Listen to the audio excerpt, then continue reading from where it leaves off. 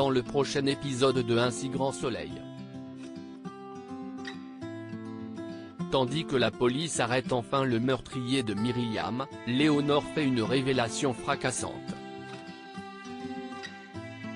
En parallèle, Becker met en place une surveillance rapprochée pour mettre la main sur Patrice et Angel.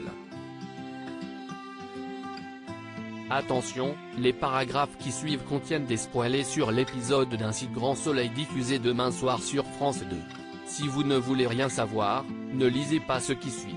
Mercredi 31 août dans Un si grand soleil. Le meurtrier de Myriam est arrêté et Léonore révèle son terrible secret. Louis est dénoncé et a avoué à la police qu'il souhaitait mettre le feu à l'entrepôt de Elle Cosmétiques pour se venger de Myriam. Mais il n'est pas allé au bout de son plan. Yann confie à Becker qu'il croit Louis. Selon lui, il s'agit juste d'un ado un peu dépassé par les événements. Plus tard, la police a la confirmation que le SDF ne reconnaît pas Louis. Il y avait donc bien un autre homme impliqué. Aya annonce à ses collègues qu'elle a retrouvé le véhicule identifié par le SDF grâce aux vidéosurveillances. Il appartient à un salarié de Elle Cosmétiques, Simon Lambert. Manu et Yann se rendent alors sans tarder chez Elle Cosmétiques et embarquent Simon. Ils l'informent qu'ils le placent en garde à vue pour le meurtre de Myriam et vont passer à son domicile pour une perquisition. Durant son interrogatoire, Lambert assure qu'il n'a jamais voulu tuer Myriam. Il explique à Yann et Manu qu'il avait des soucis d'argent et qu'il a décidé de voler du matériel dans l'entrepôt de l'entreprise pour s'en sortir. Mais il ne voulait pas qu'il arrive quoi que ce soit à Myriam, il l'aimait bien. Lors d'un flashback revenant sur la nuit du drame, on découvre que Simon a été surpris par Myriam alors qu'il s'apprêtait à charger des crèmes dans son sac. Myriam lui a demandé ce qu'il faisait et, pris de panique, Simon l'a poussée et elle s'est retrouvée empalée sur un bout de bois sur un rayon. En larmes, Simon raconte que lorsqu'il l'a vue s'empaler il a pris peur et s'est enfui, la laissant ainsi se vider de son sang. Manu fait comprendre à Lambert qu'il aurait pu sauver Myriam en appelant les secours, il n'avait même pas besoin de donner son identité. Mais, au lieu de cela, il s'est montré lâche et cela fait de lui un meurtrier. Alex apprend par Manu ce qui s'est réellement passé et confie à Julie qu'il pensait que cela allait le soulager d'avoir des réponses à ses questions. Mais en réalité, ce n'est pas le cas. Il ressent un énorme vide. De leur côté, Léonore et Louis sont blanchis et relâchés par la police. Mais ils vont tout de même être tous les deux poursuivis pour entrave à la justice. Elisabeth et Claire sont au cimetière, sur la tombe de Myriam. Elisabeth sait neveu, elle se demande si ce n'est pas Elle Cosmétiques qui porte malheur. Claire lui fait alors comprendre qu'elle ne doit pas culpabiliser. Myriam est morte, si est terrible, mais ce n'est pas de sa faute. Claire ajoute que les dernières années de la vie de Myriam étaient les plus belles car Elisabeth lui a fait confiance. Elisabeth est émue. Elle fait savoir à Claire qu'elle a le don de lui remonter le moral alors qu'elle sait qu'elle aussi a un chagrin fou.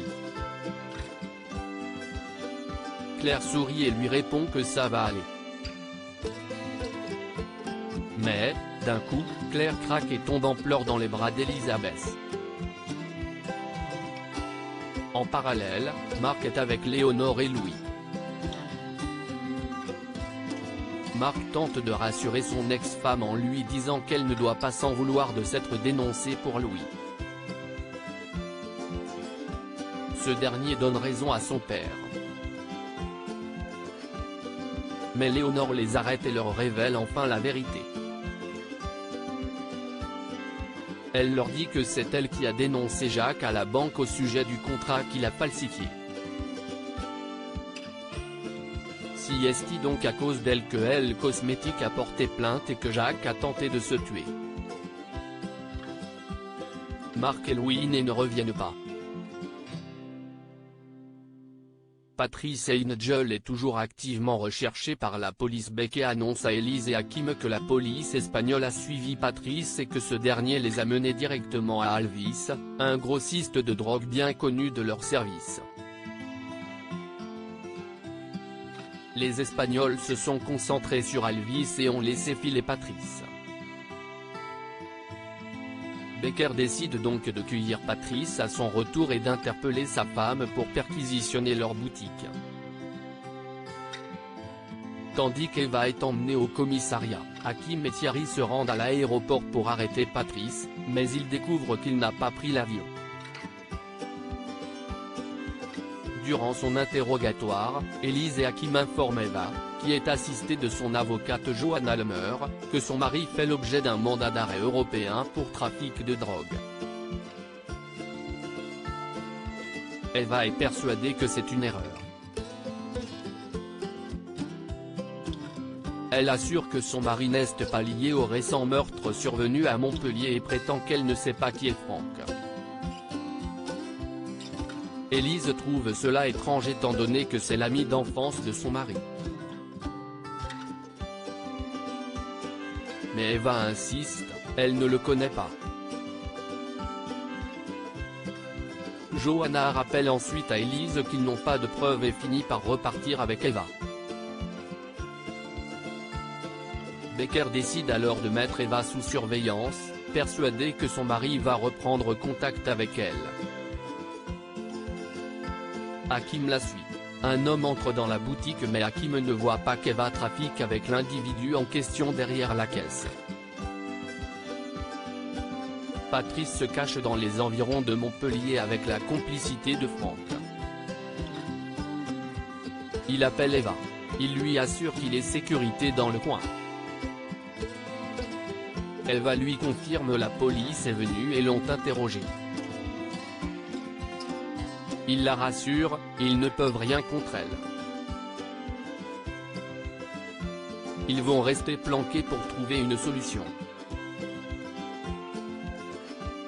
Elle s'inquiète pour la santé de son mari, mais ce dernier ment pour la rassurer. Il prétend qu'il va bien alors qu'il souffre. Après avoir raccroché, Franck le voit souffrir et veut l'emmener voir un médecin. Mais Patrice refuse. Si est trop risqué.